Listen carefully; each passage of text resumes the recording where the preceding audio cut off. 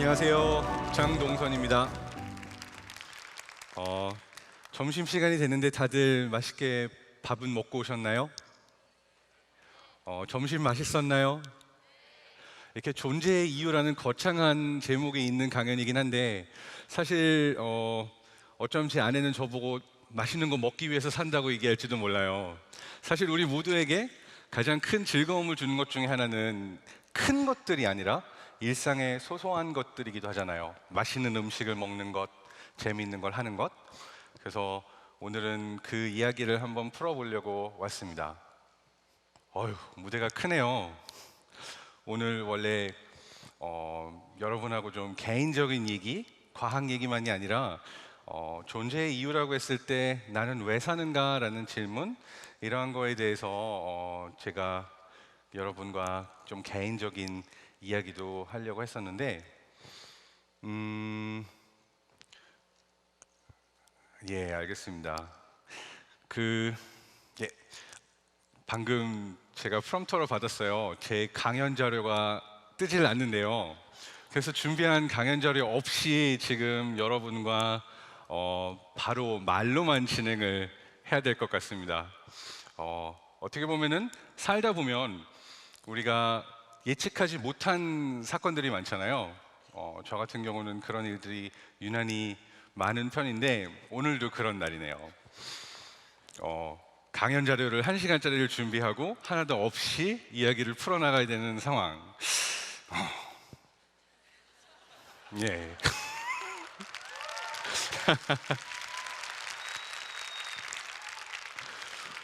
자, 그럼 다시 한번 세팅을 해보겠습니다. 존재의 이유, 죽지 말아야 될 이유. 사실 죽지 말아야 될 이유가 무엇인가라고 우리가 처음에 이 질문을 던진다는 것 자체가 굉장히 인간만이 할 수 있는 질문이에요. 사실 우리가 모든 인간, 모든 생명체의 경우는 살기 위한 욕구가 강하잖아요. 그러니까 우리가 보통, 저는 생물학을 전공했는데 생명체가 기본적으로 가지고 있는 두 가지 본능이 무엇인가라고 한다면 생존 본능과 번식 본능이에요. 그렇기 때문에 내가 죽지 말아야 될 이유가 무엇인가라는 질문을 하기보다는 이거는 굉장히 럭셔리한 질문이고 모든 생명체는 살기 위해서, 살아남기 위해서 노력하는 그런 본능이 있어요. 그래서 어떻게 보면은 죽지 말아야 될 이유, 우리는 생명체이기 때문에, 우리는 살기 위해서 존재하기 때문에 당연히 사는 것이 당연한 답이겠죠. 살아가기 위한 게. 두 번째는 번식.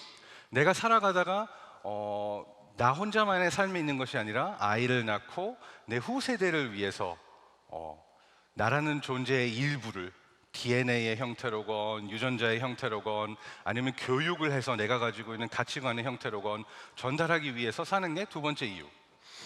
저는 신기하다고 생각했던 게 사실 우리 인간의 경우는 여느 생명체와 저는 조금 다르다고 생각했어요.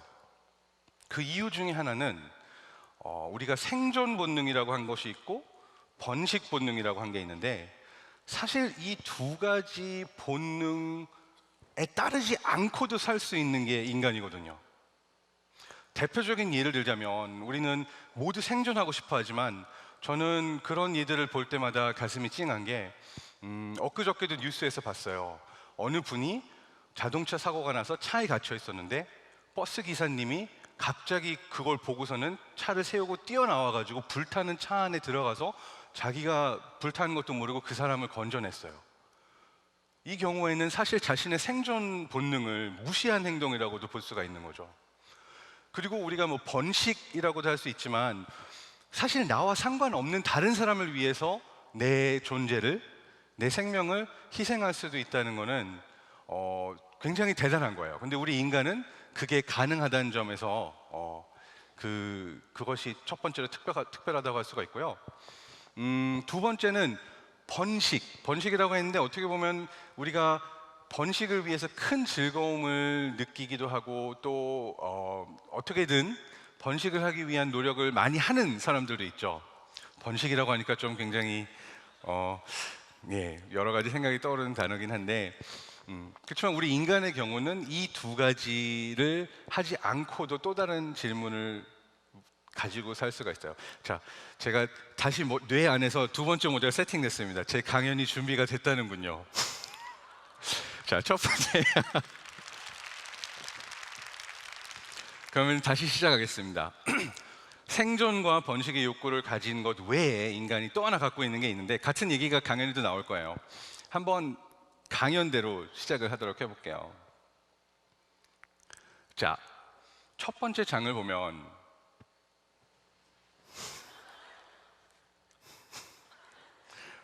잠깐만요. 나왔습니다. 여러분이 보시고 있는 거는 뇌예요, 뇌. 이거는 제가 굉장히 좋아하던 한 영화에 나오는 장면인데, 잃어버린 아이들의 도시라는 영화고요. 그 영화는 여러분이 아마 더 잘 아실 아멜리에라는 영화의 영화 감독이 아주 초기에 90년대 말에 찍었던 영화예요. 그 영화에서 아주 오랜 기간을 살아남은 존재가 있어요. 이 존재가 지금 여기 보이시는 것처럼 뇌의 형태로 어항 안에 있어요. 그리고 사람들의 목소리를 저 스피커를 통해서 저 센서를 통해서 들을 수 있고, 마이크를 통해서 들은 다음에 저 스피커를 통해서 이야기도 할 수 있고, 또 카메라 렌즈를 통해서 외부 세계도 볼 수가 있어요. 근데 제가 이 영화에서 이 장면을 보면서 신기하게 생각했던 것이, 지금은 일부 과학자들이 노력하고 있기도 합니다. 실제로 마인드 업로딩이라고 그래서 나라는 존재가 영원히 살 수 있도록, 영원히 사는 것이 가능할지는 모르겠지만 그 영화 트랜센덴스에서 보신 것처럼 나라는 존재를, 내가 느끼고 생각하고 하는 모든 것들을 뇌의 패턴을 우리가 읽어낸 다음에 어떠한 컴퓨터상으로 또는 웹상으로 우리가 그 정보를 업로딩해서 나라는 존재의 카피가 생기는 것을 시도하고 있어요. 그렇다면 우리가 처음에 했던 질문, 모든 생명체는 일정 시간만 살고 있고 그 다음에 그 존재를 어떻게든 우리가 존재의 일부라도 남기기 위해서 번식을 통해서 다음 세대에게 전해주고 하는 형태로 살아가는 게 기본적인 생명인데, 처음으로 만약에 가능해진다면 인간의 경우는 어떻게 보면 존재를 정말로 아주 길게 가져갈 수 있는 그러한 여지가 생기는 거겠죠. 그렇다면 이제 이 질문이 의미가 있어지는 거예요. 내가 죽지 말아야 할 이유가 있는가? 정말로 나의 존재를 내가 어딘가에 업로드해서 영원히 살 수 있다면 그것이 과연 좋은 것일까, 좋지 않을 것일까? 저의 경우는 직접 그 답을 갖고 있지는 않아요. 그렇지만 여러분께 우리가 왜 살아야 하는가에 대한 질문들에 대한 제가 가진 개인적인 답들 몇 개를 전해드리면서 그러한 생각들을 해보실 수 있게 하는 것이 오늘의 목적이라고 할 수 있습니다. 됐어요. 그래서 첫 번째 말씀드렸던 게 라이프, 우리는 생명체고, 또 한 가지 기억해야 될 건, 어떻게 보면 우리가 산다고 하지만 우리가 태어난 것 자체를 우리의 선택으로 태어나지는 않았잖아요. 어떻게 보면 굉장히 랜덤하게, 정말 수억 분의 1의 확률로, 그보다 더 작은 확률로 나라는 존재가 태어나서 지금 여기까지 오게 된 것인데, 우주 전체로 보면 지금까지 알려진 바로는 지구상에서만 우리가 알고 있는 생명체라는 존재가 있어요. 그런 의미에서 우리는 정말 이 거대한 우주 안에서 어마어마하게 많은 그 확률들을 뚫고 나라는 존재가 태어났다고 할 수가 있는 거예요. 그것이 우리가 소중한 하나의 이유라고 할 수가 있고요. 근데 제가 더 이야기하고 싶었던 부분은 사실 생명체를 넘어서서 인간이 가지고 있는 특별함이 무엇인가에 대한 질문이었어요. 자, 아까 말씀드린 것처럼 생존과 번식 욕구 외에 인간이 가지고 있는 특별한 능력들이 있다고 말씀드렸잖아요. 근데 그 중 하나는 우리의 뇌가 가지고 있는 능력이기도 합니다. 그 첫 번째 능력은 내가 나라는 존재에 대해서 생각할 수 있는 능력, 내가 어떻게 생각을 하고 인지를 하고 있는가를 인지할 수 있는 능력, 이걸 우리는 메타 인지 능력이라고 부르거든요. 그것이 어떻게 보면 우리 인간이 뛰어난 지능을 갖고 있다라고 말할 수 있는 첫 번째 포인트라고 할 수 있습니다. 그러니까 대부분의 동물들은 본능이 있고 또 약간의 어떤 그러니까 유인원이라든지 포유류의 경우는 생각하고 공감하는 능력이 어느 정도는 있다고 알려져 있어요.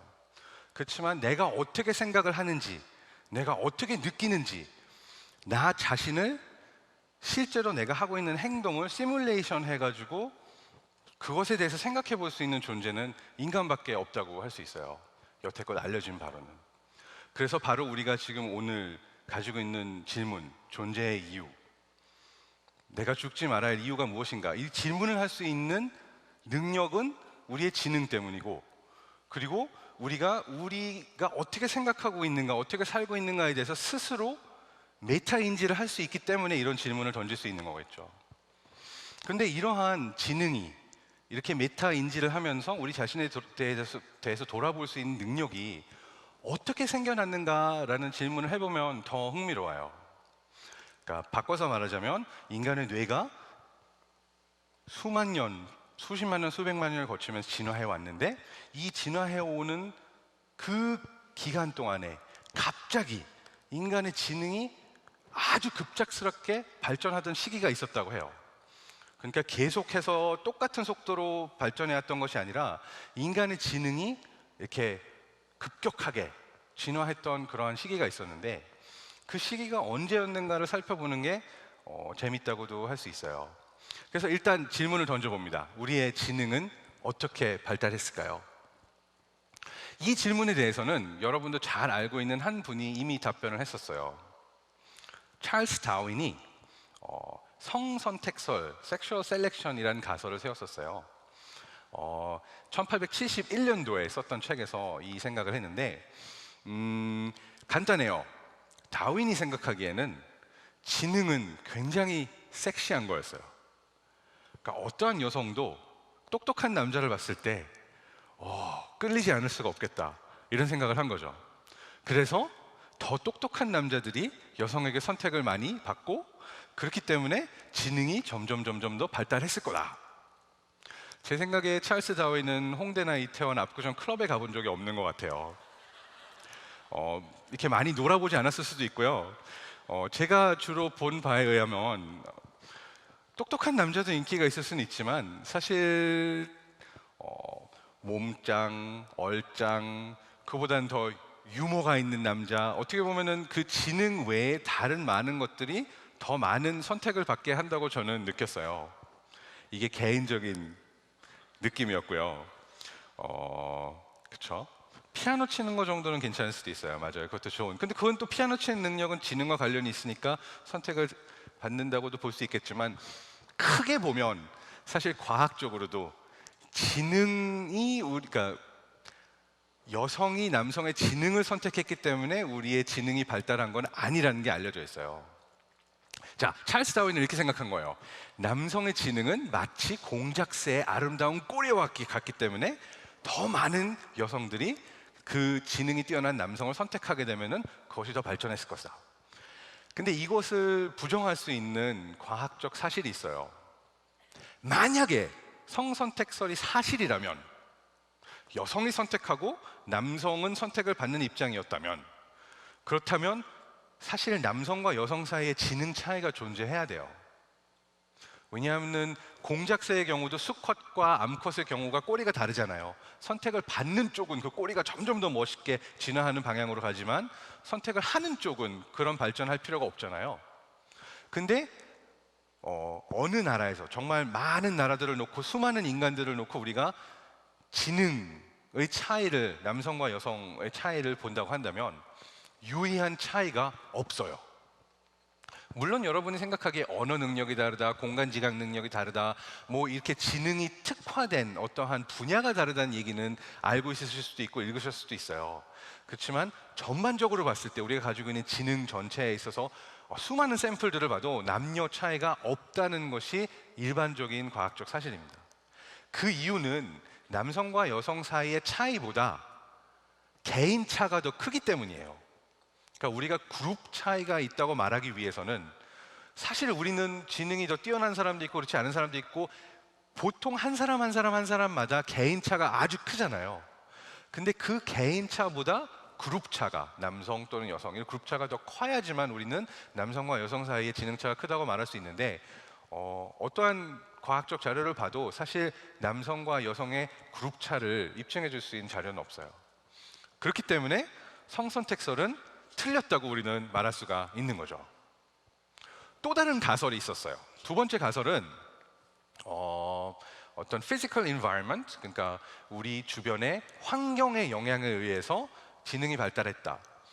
이것도 그럴듯해요. 왜냐하면 사냥과 도구 사용, 우리가 복잡한 도구를 사용하고 손을 이용해서 도구를 사용하고 사냥을 하고 이러한 그 과정을 거치면서 지능이 발달했다. 이러한 가설도 있었는데 사실 둘 사이에 상관관계는 있지만 정말로 우리가 도구 사용을 했기 때문에 지능이 발달했는가에 대한 질문에 대해서는 화석을 비롯해서 수많은 인류학자들이 본 결과 꼭 그런 건 아닐 수도 있다라고 말을 하기 시작했어요. 보면은 시기가 일치를 하지만 지능이 발달을 했기 때문에 우리가 사냥과 도구 사용을 했던 것이지 사냥과 도구 사용을 했기 때문에 지능이 발달했다고 볼 수 있는 근거를 찾기가 어려웠던 거죠. 그래서 이 가설도 최근에는 부정한 사람들이 많습니다. 그래서 가장 최근 몇십 년 동안 사람들이 재밌게 생각한 그리고 제 자신이 믿는 세 번째 가설이 있어요. 바로 사회적 지능, 사회적 뇌 가설이라고 할 수가 있는데요. 초기 인류를 봤어요. 초기 인류의 뇌가 그 중에서도 우리가 생각하고 메타 인지 능력을 가질 수 있는 그 네오코텍스 대뇌 신피질이 언제 이렇게 진화를 했는가, 발달을 했는가를 봤더니 인간이 다른 인간과 함께 생활하기 시작하면서 그 시기가 대략 일치하더라는 거예요. 그리고 초기 인류를 봤을 때 작은 부족에서 생활하던 인간들과 더 많은 사람들과 함께 생활하던 인간들의 차이를 봤더니 더 많은 사람, 더 많은 친구들, 더 많은 인간들과 부족을 형성해서 사회적 관계를 유지하는 초기 인류들의 지능이 더 높았고 그 뇌가 더 발달했었다는 증거들이 있어요. 그래서 사회적 뇌 가설이라는 것이 어떻게 보면 우리가 지금 가지고 있는 인간의 지능이 이러한 사회성 때문에 이렇게 진화하게 되고 발전하게 됐다는 가설이 최근에는 아주 큰 힘을 얻고 있고 많은 과학자들이 믿고 있습니다. 저는 이게 말이 된다고 생각해요. 몇 가지 증거가 있는데 그 증거 중에 하나는 실제로 우리가 아무 생각도 하지 말라고 하고서는 사람을 뇌 스캐너 안에 넣잖아요. 그럼 그때 아무 생각도 하지 않고 아무것도 하지 않을 때 뇌의 패턴을 보면 우리가 다른 사람에 대해서 생각하거나 어떤 사회적 관계에 대해서 생각할 때의 패턴과 비슷한 그런 양상을 보이고 있어요. 사실 그래서 아무 생각을 하지 말라고 해도 사람들은 다른 사람 생각을 하고 있는 건지도 모르겠어요. 그리고 진화론적으로 봤을 때도 마찬가지로 인간의 지능이 발달하기 위해서는 그 지능이 뭔가 큰 나의 생존에 필요한 역할을 했어야지만 지능이 계속 발달했을 거잖아요. 근데 생각해보면 인간의 가장 큰 적이 누구인가 생각을 해보면 호랑이도 아니고요, 늑대도 아니고요, 천재지변도 아니고 사실 인간의 가장 큰 적은 다른 인간입니다. 누군가가 내 등에 칼을 꽂을 때, 같은 동굴에서 같이 먹고 잘 때 나에게 가장 큰 해악을 끼칠 수 있는 존재는, 나의 생존에 가장 큰 영향을 가지고 있는 사람은 다른 인간이었던 거예요. 그렇기 때문에 인간의 경우는 다른 사람이 누가 적인가 누가 친구인가, 다른 사람이 나에 대해서 좋게 생각하고 있는가 나쁘게 생각하고 있는가, 다른 사람의 생각과 마음을 예측하고 읽는 것이 굉장히 중요한 능력이 된 거죠. 사실 우리는 거의 무의식적으로 다른 사람의 마음을 읽고 다른 사람의 생각을 짐작하려고 노력을 해요. 사실 우리 삶 속에서도 내가 이 사람 마음에 들 수 있을까? 내가 어떻게 보고서를 써야 팀장님 마음에 들지? 내가 어떻게 해야지만 이 사람과 관계를 좋게 가져갈 수 있을까? 사실 우리는 대부분의 시간을 다른 사람에 대해서 생각하면서 보내고 있기도 해요. 근데 다른 사람이 적일까 아닐까? 꼭 이것 때문만에 우리의 지능이 발달한 건 아니에요. 사실 인류가 발전한 인류의 역사를 보면 우리 인간은 협력 없이는 지금의 문화와 문명을 이끌어내지 못했을 수도 있어요. 사실 큰 발명도 그렇고 지식의 전수도 그렇고 이 모든 과정은 우리가 다른 인간과 어떻게 협력을 해나가고 어떻게 그러한 지식을 더 좋은 발명품, 창조물로 가져갈까 하는 것과도 관련이 있는 거죠. 그래서 협력도 그렇고 경쟁 관계도 그렇고 인간의 지능이 발달하게 됐던 그 이유 중에 하나는 바로 다른 인간과의 관계를 생각하면서 우리의 뇌가 발전하게 된 겁니다. 두 가지 이유들이 더 있다고 할 수가 있는데, 하나는 인간의 경우는 사실 우리가 성인으로 성장해서 우리가 정말 그 혼자서도 어떤 삶을 자립해서 살 수 있게 된 데까지 굉장히 긴 시간이 걸려요. 저도 아이를 낳고 기르면서 정말 우리 부모님이 이렇게까지 힘들게 길렀나라는 거를 낳아보기 전까지는 상상하기 어려웠어요. 근데 사실 인간이 가지고 있는 대부분의 그 능력이라고 함은 어떻게 보면 학습을 통해서, 내가 부모님을 통해서, 선생님을 통해서, 사회 다른 사람들을 보면서 학습을 통해서 우리가 배운 것들이 많아요. 그 학습이 없이는 지능이라는 게 딱 태어나자마자 있는 것이 아니에요. 다른 사람과의 관계 속에서 다른 사람을 통해서 배워나가는 것들이 있고, 그걸 통해서 우리의 지능이 이렇게 발달한 거거든요. 두 번째는 어떠한 것이 우리를 행복하게 만드는가라는 질문도 있는 거예요. 이 질문에 대해서 생각을 해보면 사실 우리를 행복하게 만드는 건 돈도 있어요, 맛있는 음식도 있어요. 이 경우에는 우리 뇌 안에서 보상 중추라고 부르는, 그러니까 어떻게 보면 그런 돈을 받거나 아니면 맛있는 음식을 먹을 때 쾌락을 느끼는 도파민이 분비가 돼서 리워드, 그러니까 보상을 느끼면서 쾌락이 느껴지면서 우리는 행복함을 느끼고 즐거움을 느낀다고 할 수가 있는 거거든요. 이것이 전체는 아니지만. 그렇다면 그러한 행복을 언제 느끼는가를 보면은 우리 인간의 경우도 아주 큰 부분이 사실은 다른 사람, 내가 좋아하고 사랑하는 누군가가 나와 같은 감정을 가지고 나와 함께 있을 때 그런 행복을 느끼도록 되어 있습니다. 실제로 연구 결과에 따르면 누군가가 나에게 칭찬을 해줄 때, 미소를 지어줄 때, 그리고 나라는 존재를 정말 인정해주는 느낌을 줄 때 우리 뇌는 굉장히 큰 행복을 느낍니다. 근데 이렇게 큰 행복을 느끼도록 된 이유도 우리 진화의 과정에 있어서, 인간의 지능이 발달하는 데 있어서 우리는 사회적 뇌로, 다른 사람들과 함께 행복할 수 있는 뇌로 진화해 왔기 때문이라고 볼 수가 있는 거죠. 그래서 어떻게 보면 우리가 존재해야 되는 이유 자체, 그 질문을 던졌을 때에는 나라는 존재, 나 혼자만이 있기 위한 존재가 아니라 다른 사람과 행복하기 위해서 진화했기 때문에 우리가 살아있는 것이라고도 볼 수 있습니다. 즉, 내가 지금 이 순간까지 살아오는 데 있어서 나 혼자만으로 살아올 수 있었느냐라고 본다면 그것은 결코 나 혼자만 있는 것이 아니라 다른 사람의, 내가 생각하지 못했던 수많은 사람의 영향을 받으면서 우리가 발달해 왔다고 할 수 있는 거죠. 그래서 이 이야기에 대해서 더 자세하게 들으시려면 제 책 안에도 쓰고 있지만 저는 이렇게 표현했어요. 지금 여러분이 이 이야기에 대해서 공감하고 빠져들고 계시다면 아마 여러분의 뇌의 뇌파가 제 뇌파가 보이는 패턴과 6, 7초 정도의 차이를 두고 싱크를 이루고 있을 거예요. 그런 연구 결과가 있어요. 그 이유는 다른 사람의 말을 이해하고 그 사람이 하는 행동, 말을 이해하기 위해서는 우리 뇌 안에서 다른 사람이 이야기를 할 때 그걸 이해하기 위해서 같은 패턴을 보이면서 우리는 다른 사람을 이해하고 있는 거거든요. 그래서 어떻게 보면 우리는 우리 혼자만의 뇌를 갖고 있는 것이 아니라 우리 뇌 안에 또 다른 사람의 뇌를 끊임없이 시뮬레이션하고 있다고도 볼 수가 있는 거예요. 그러니까 내 안에 나만의 존재가 있는 것이 아니라 나 외에도 수없이 많은 다른 존재들이 내 뇌 안에서 시뮬레이션이 되고 있고, 나는 그 사람들의 마음을 읽기 위해서, 그 사람들의 생각을 이해하기 위해서 노력하고 있는 거죠. 저는 이걸 뇌 속에 또 다른 뇌가 있다라고 표현을 했습니다. 이제 제가 처음에 존재의 이유에 대해서 이야기를 하면서 기본적으로 모든 생명체는 살아가기 위한 생존 본능이 있고 자신의 존재를 남기기 위한 번식 본능이 있다고 시작을 했고, 그 중에서 인간이 가지고 있는 특별함에 대해서 이야기를 했을 때 우리는 사회적 존재고 다른 사람과의 관계 안에서 행복하기 위해서 진화해 왔다라는 이야기를 해드렸어요. 근데 이 세 번째 부분에 대해서는 믿음, 어떻게 보면 조금 더 커다란 의미에 대한 이야기를 하고 싶은데요. 이 세 번째 부분을 제가 포함시킨 이유는 그거예요. 큰 무대에서 개인적인 이야기를 하기가 좀 어렵긴 한데 죽지 말고 살아야 하는 이유에 대해서 질문을 던질 때 사실은 저는 좀 개인적인 스토리가 있어요.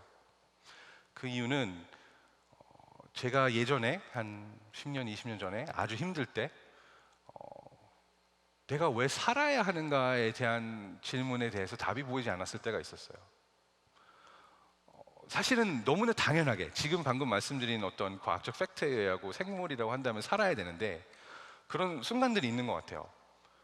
살아야 할 이유가 보이지 않을 때 내가 당연히 다 살아야 된다고 이야기하고 나를 사랑하는 사람이 있다고 말하고 사회 안에서 나의 존재의 가치가 있다고 이야기를 하지만 마치 블랙홀 속에 있는 것처럼 그러한 어떤 이유가 보이지 않는 순간들이 있었어요. 그리고 그 순간들을 같이 겪었던 친구들도 있는데 제가 친하던 사람들 중에서는 이런 토론을 늘 뭐 만날 때마다 가끔씩 하고 왜 살아야 되지? 내가 살아야 되는 이유에 대해서 말을 해줘 라고 했을 때 그냥 토론만에 그친 게 아니라 정말로 자살을 했던 친구도 있어요. 그 친구들을 보면서 그때는 제가 느끼기를 제 자신이 아닌 남의 얘기라고 들리지가 않고 자칫 잘못하면 나도 저 길을 갔을 수가 있겠구나라고 느꼈었거든요. 근데 사실 그 블랙홀에서 나오고 나서 그러니까 정말 왜 살아야 되는가라는 질문에 대해서 답을 얻지 못하던 그 블랙홀에서 나오고 나서 보니까 다시 살아야 될 어떤 이유들이 보였어요. 그래서 사실은 그 순간들에 대해서 더 이야기를 해보고 싶어서 세 번째 파트는 믿음 또는 살아야 되는 어떤 더 큰 이유라고 말을 지었어요. 그러니까 사실 믿음이라고 하면은 우리는 보통 종교적으로 생각하잖아요. 아마 내가 왜 살아야 되는가에 대해서 종교를 가지고 계신 분들, 믿음을 가지고 계신 분들의 경우는 당연히 내가 나중에 지옥에 가지 않기 위해서 또는 더 큰 뭐 윤회를 걷지 않기 위해서라는 뭐 어떤 다른 내가 가지고 있는 믿음 때문에 생기는 많은 이유들이 있을 수가 있어요. 저는 그 믿음들이 아주 소중하다고 생각해요. 왜냐하면 그렇게 해서라도 내가 어떤 믿음을 가지고 있으면 내가 살 수 있는 힘이 될 수가 있으니까. 근데 오늘 설명해 드리려고 하는 믿음은 어떻게 보면 과학적인 의미에 있어서의 믿음이기도 해요.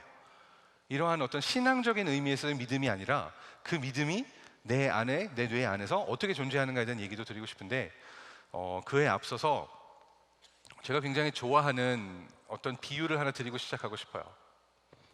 자, 저 앞에서 저 점이 왔다 갔다 하는 걸 보세요. 마치 내 삶 속에서 의미 없이 회사에서 집으로, 집에서 회사로, 집에서 학교로, 학교에서 집으로 왔다 갔다 하는 우리의 삶처럼 보일 수도 있죠. 우리는 이렇게 의미 없이 왔다 갔다 하는 점들을 많이 찍고 있을 수도 있습니다.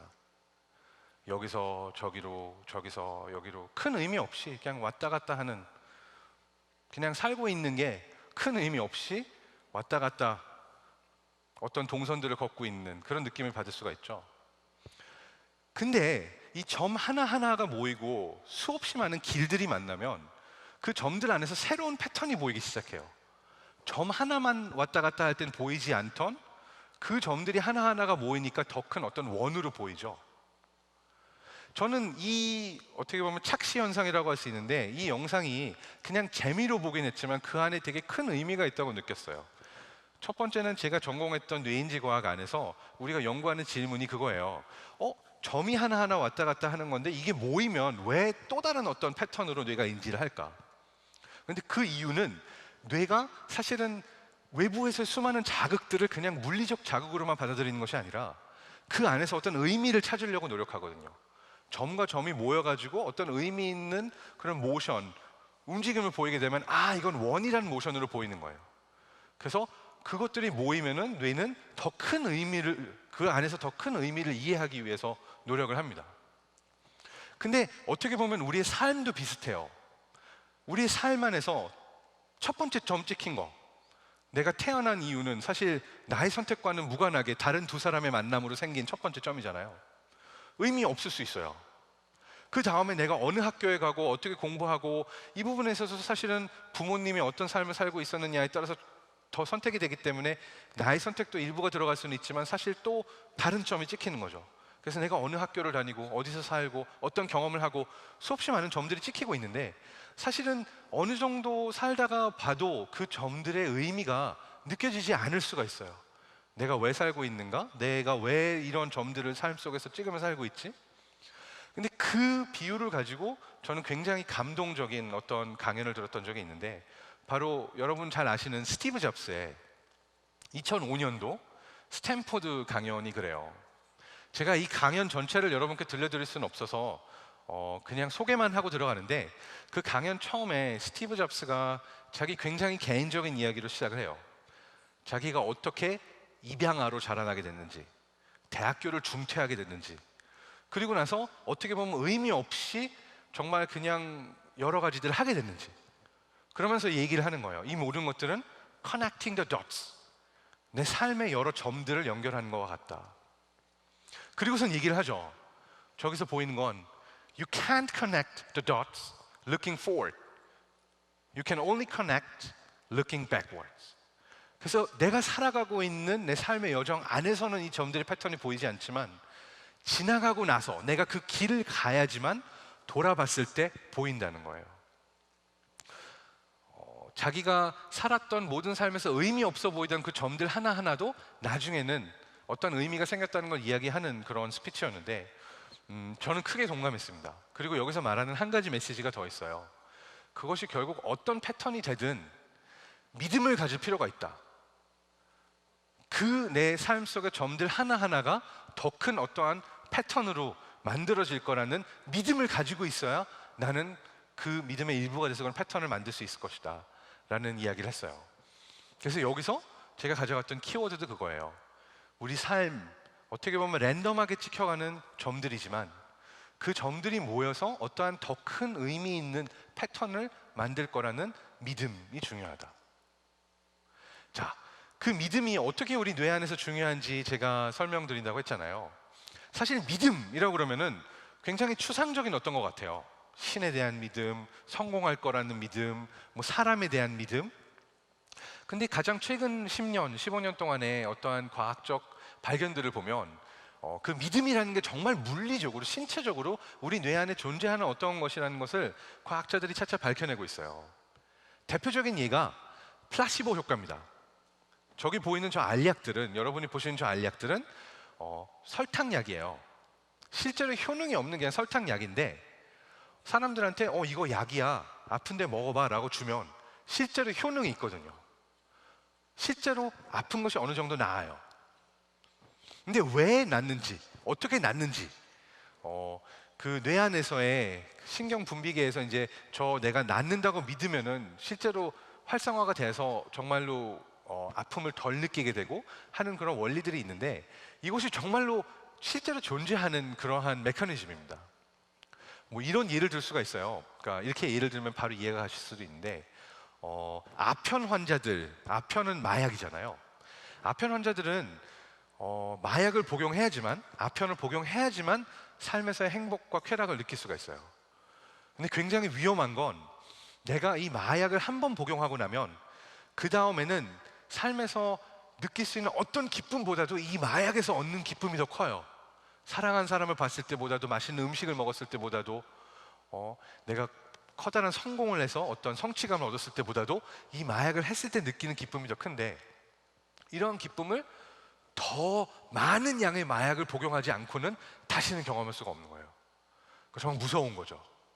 이렇게 해서 중독에 빠져들게 되는데, 보통 아편은 구하기가 어렵기 때문에 내가 구할 수 있는 일정 장소에서만 몰래 복용을 해요, 아편 환자들이. 그 일정 양을 복용을 하는데, 내가 만약 우연히 어느 다른 장소에 갔어요. 다른 장소에 가서 똑같은 양의 마약을 복용하잖아요. 그럼 그 자리에서 죽는 환자들이 많습니다. 근데 그 이유가 뭐냐면, 내가 늘 복용하던 장소에서 그 마약을 복용하면 어떠한 생리적 작용이 내 뇌 안에서, 내 몸 안에서 일어날 거라는 걸 뇌가 예측하고 있는 거예요. 뇌가 가지고 있는 믿음이라고 볼 수가 있는 거예요. 그렇기 때문에 내가 그 장소에 가서 복용할 때는 자동적으로 뇌가 대비를 해요. 내가 이만큼의 아편을 복용하면 어떤 일이 일어날 거라는 것에 대해서. 근데 그 믿음이 없는, 그러니까 말하자면 내가 그러한 예측을 하지 못하는 장소에 가서 복용을 했을 때는 실제로 치사량의 이를 만큼 그 아편 그 마약의 복용에 영향을 줘가지고 죽게 되는 거죠. 그러니까 말하자면 내가 어떠한 것을 하게 됐을 때 일어나게 되는 결과에 대한 예측, 그러한 믿음이 실제로 그렇게 생사를 좌우할 수 있을 정도로 큰 믿음을 갖고 있는 거예요. 그래서 재미있는 연구 결과 중에 하나는, 재밌다고 하기보다는 좀 신기한 연구 결과라고 할 수도 있지만, 보면 심장마비가 많이 일어나는 날들이 있다는 연구 결과가 있는데, 서양의 경우는 13일 금요일 날 유난히 심장마비가 높다고 하고요, 중국이나 아시아권의 같은 경우는 4월 4일 날 심장마비가 높다는 연구 결과가 있어요. 그러니까 말하자면 어떤 안 좋은 일이 일어났을 때 안 좋은 일이 생길 수 있다는 불안감이 그러한 어떤 확률에 영향을 끼쳤다고 할 수가 있는 거죠. 그만큼 우리가 어떻게 믿고 있느냐라는 것은 실제로 우리의 삶에, 우리 생활에, 우리 몸에 끼치는 영향들이 큽니다. 실제로 자유의지와 관련된 실험도 있었어요. 이거는 8, 90년대 굉장히 큰 이슈가 됐던 실험인데, 시계 바늘이 돌아가고 있어요. 초심이 시계 바늘이 돌아가고 있고, 내 뇌에 전극이 이렇게 연결이 돼 있어서, 이건 이제 뇌에다 직접 전극을 꽂을 수 있는 환자들의 경우였는데, 뇌에다 이제 전극을 놓고 뭘 보려고 했냐면은, 너의 자유의지로 네가 선택을 해서 버튼을 눌러봐라고 말을 한 거예요. 그러면은 내 자유의지로 내 선택에 의해서 버튼을 눌렀을 때, 내가 버튼을 누르는 거를 뇌에서 우리가 그 신호를 볼 수 있느냐 없느냐라는 실험이었는데, 신기하게도 이 사람이 어느 순간이 됐을지는 실험자가 알 수가 없잖아요. 언제 누를지는 이 사람의 선택이니까. 근데 이 사람이 누르기 한 0.5초 전에, 0.5초에서 1초 전에 이미 신호를 볼 수가 있었던 거예요. 이 사람이 누르기도 전에 누를 거다라는 모터 포텐셜이 뇌에서 잡혔던 거예요. 그래서 이걸 두고 자유의지는 없다, 모든 것은 뇌에서 정해져 있다, 뭐 이런 식으로 사람들이 해석을 했었어요. 이 해석에 대해서는 물론 논란의 여지가 있는 게, 나라는 존재가 따로 있고 내 뇌가 따로 있는 것이 아니기 때문에 내 뇌에서 그 자극이 내가 누르기 전에 내가 선택을 했더라도 미리 보이는 건 분명히 있을 수 있는 일이에요.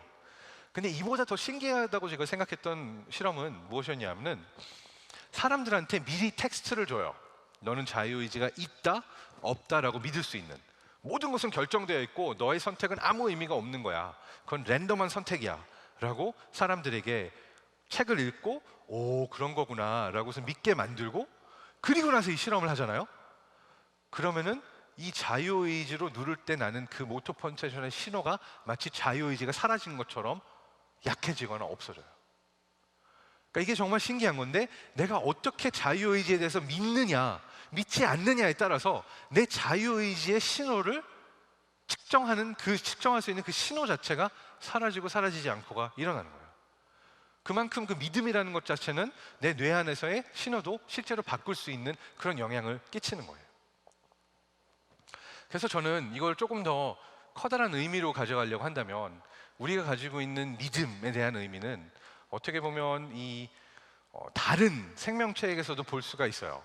제가 좋아하는 베르나르 베르베르의 상대적이고 절대적인 지식의 백과사전에 나오는 스토리이기도 하고, 여러분이 아는 옛날 베스트셀러지만 개미라는 책에도 나왔던 이야기인데, 벼룩은 자기 몸의 80배도 넘게 뛸 수가 있습니다. 굉장히 강한 점프력을 갖고 있어요. 근데 이 벼룩을 저 어항 속에 넣어놓는 거예요. 그리고 나서 어항의 뚜껑을 닫습니다.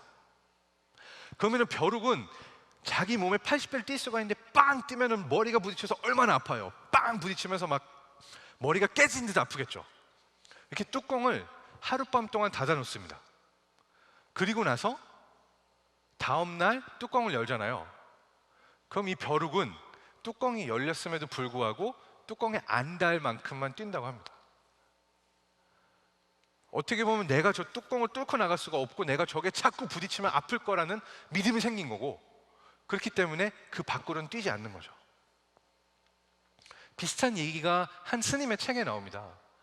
아기 코끼리를 길들이려면 코끼리의 다리를 저렇게 밧줄로 묶습니다. 그래서 나무에다 묶어놔요. 그럼 이 아기 코끼리는 엄마 코끼리한테 가려고 비명을 지르면서 막 가려고 땡기고 하지만, 자기 다리가 묶여있기 때문에 아프고, 그 아픔을 계속 겪으면서 도망가려는 노력이 소용이 없구나 배우게 돼요. 이렇게 한번 배우고 나는 밧줄이 묶여있으면 도망갈 수 없구나 라는 믿음이 생겨버리고 나면, 어른 코끼리가 돼서 저렇게 허접한 밧줄로 묶어놔도 도망가지 않습니다. 밧줄이 묶이는 순간 코끼리는 자기 안에서 자기를 가둬놓는 거예요. 그래서 어떻게 보면 코끼리를 코끼리 안에 가둬두고 있는 것은 바로 코끼리 자신의 믿음이라고 할 수가 있는 거죠. 그 실제로 스탠포드 대학교의 캐럴 드웩 교수의 연구 결과에 따르면 우리 인간의 경우도 마찬가지라고 해요. 성공하는 사람들이 어떠한 마음의 태도를 갖고 있는가를 보면 성장형 마음의 태도를 갖고 있다고 해요. 그건 뭐냐면 내가 흙수저로 태어났어도, 내가 안 좋은 환경에서 태어났고 좋지 않은 학교에 갔었고, 내가 지금까지 겪어온 삶 속에서 그렇게 좋은 것이 없었을지라도 나는 새로운 것을 배울 수 있고 더 클 수 있다고 믿는 그러한 사람의 경우는 성공할 수 있는 길들을 만들어 나간다고 해요. 이거는 이제 growth mindset, 성장형 마음의 태도라고 우리가 부르고요. 그렇지만 반면에 나는 흙수저로 태어났어, 나는 어차피 좋지 않은 대학교를 나왔고 나는 여기까지야 라고 스스로를 가둬놓는 마음의 태도를 갖고 있는 사람의 경우는 고정형 마음의 태도, fixed mindset라고 그러는데, 이 사람들의 경우는 자기 스스로를 자기가 가둬놓는다고 할 수가 있는 거예요.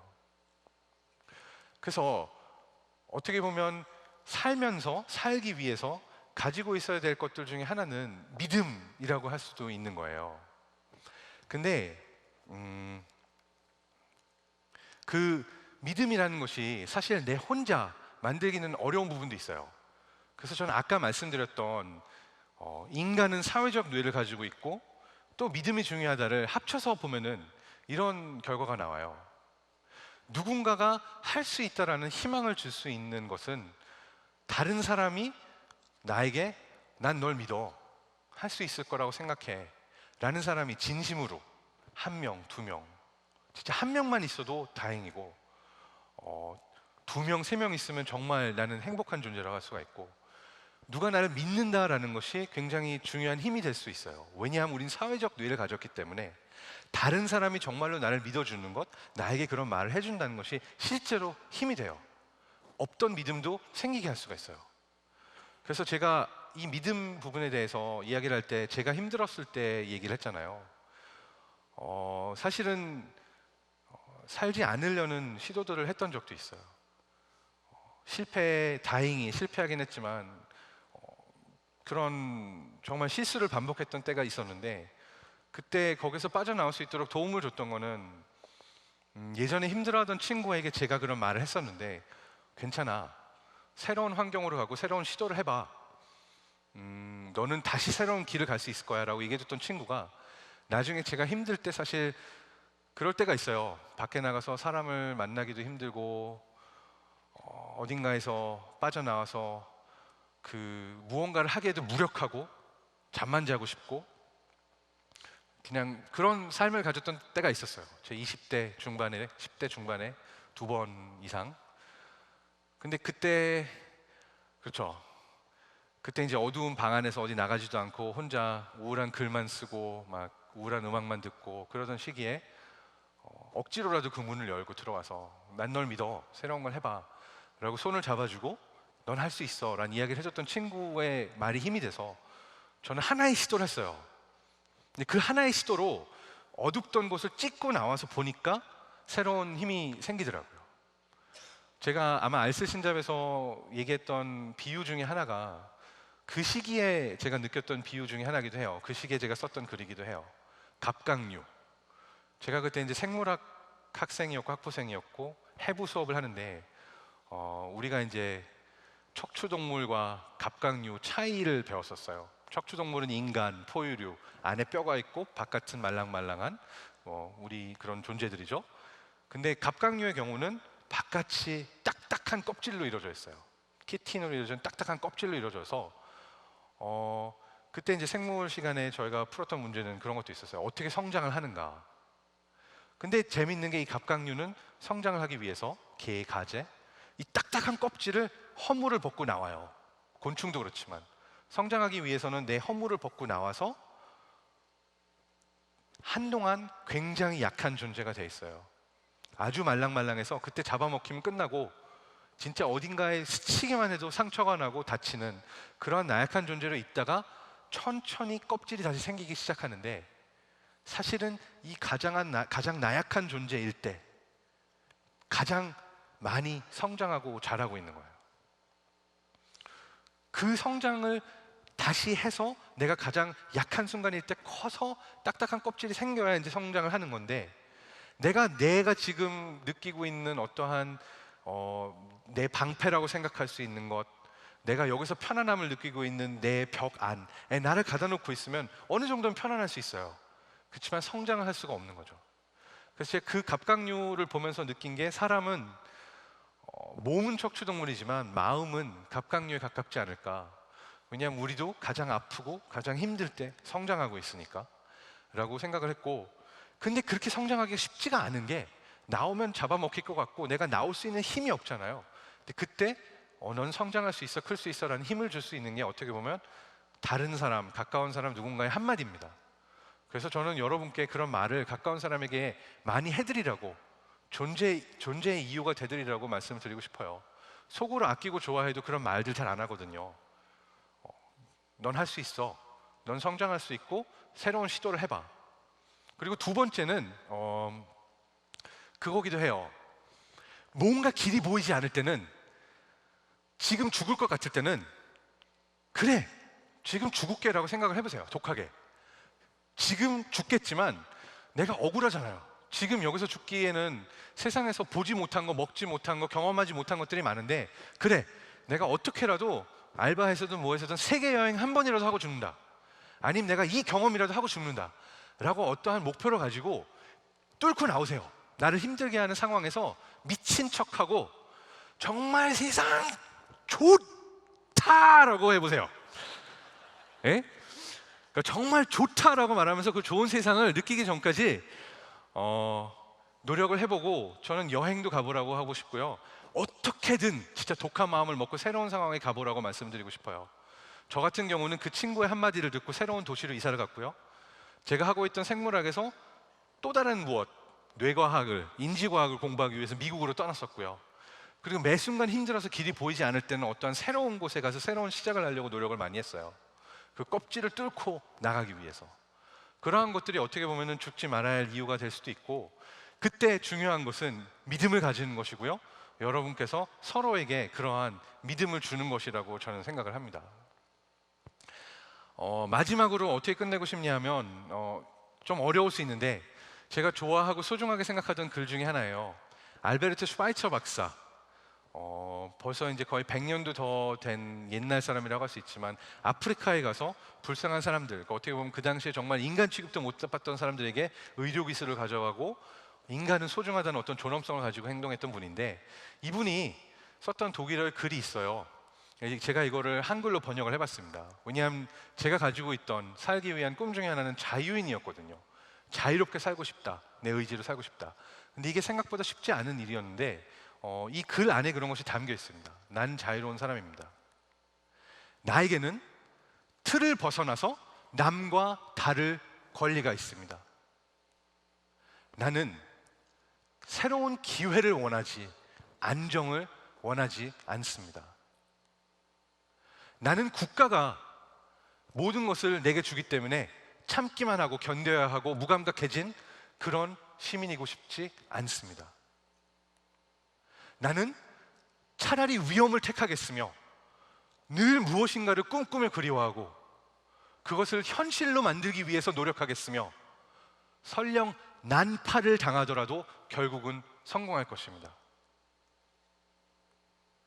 나는 모든 것이 보장되더라도 겨우겨우 매일을 살아가기보다는 당당히 삶의 어려움들에 맞서 싸울 것이며, 유토피아의 따분한 침묵을 즐기기보다는 내 자신의 성공에 모든 것을 걸었을 때의 긴장된 짜릿함을 갈망합니다. 나는 내 스스로 생각하고 행동하기를 배웠으며 세상의 얼굴을 당당히 바라보고 소리쳐 말할 수 있습니다. 이것이 나의 일, 내가 이뤄낸 창조물이라고. 이 모든 것이 사실은 다음에 말을 할 때 함축되어 있는 것입니다. 나는 자유로운 사람입니다. 이만큼 내가 자유의지를 가지고 자유로운 사람으로 살기가 어려워요. 그렇지만 저는 이것이 모든 사람에게 어떠한 초이스가 되고 선택이 될 수는 없더라도 이러한 삶을 사는 분들도 있고, 이러한 삶을 살 수 있다는 어떠한 믿음을 가지고 사는 것이 때로는 힘이 되지 않는가 생각을 합니다. 그래서 제가 가장 좋아하는 모토로 마치도록 하겠습니다. 이건 사뮤엘 베케트가 고도를 기다리며를 썼던 극작가가 썼던 말인데, Ever tried, ever failed, no matter. Try again, fail again, fail better. 언제나 시도했어. 그런데 언제나 실패했어. 상관없어. 또 시도하면 되지 뭐. 그리고 또 실패하면 되지 뭐. 그냥 조금 덜 실패하면 되는 거야. 제가 이 모토를 좋아하는 이유는 우리는 모두 성공하기 위한 삶만을 꿈꾸지만 사실 성공보다 시도가 더 중요합니다. 그리고 시도를 했을 때는 실패할 수밖에 없지만 나는 끊임없이 시도하고, 그래서 그 다음번에 조금이라도 덜 실패할 것이라고 믿을 수 있으면 살 수 있는 힘이 생길 수도 있습니다. 그래서 이것이 제가 말했던 죽지 않고 살아야 하는 이유, 살기 위한 조그만 이유가 됐다고 생각하는데, 여러분께서도 공유하실 수 있기를, 같이 제가 느꼈던 바를 느꼈을 수 있기를 바라고요. 여러분 모두 행복하시기를 빌고 화이팅입니다. 감사합니다.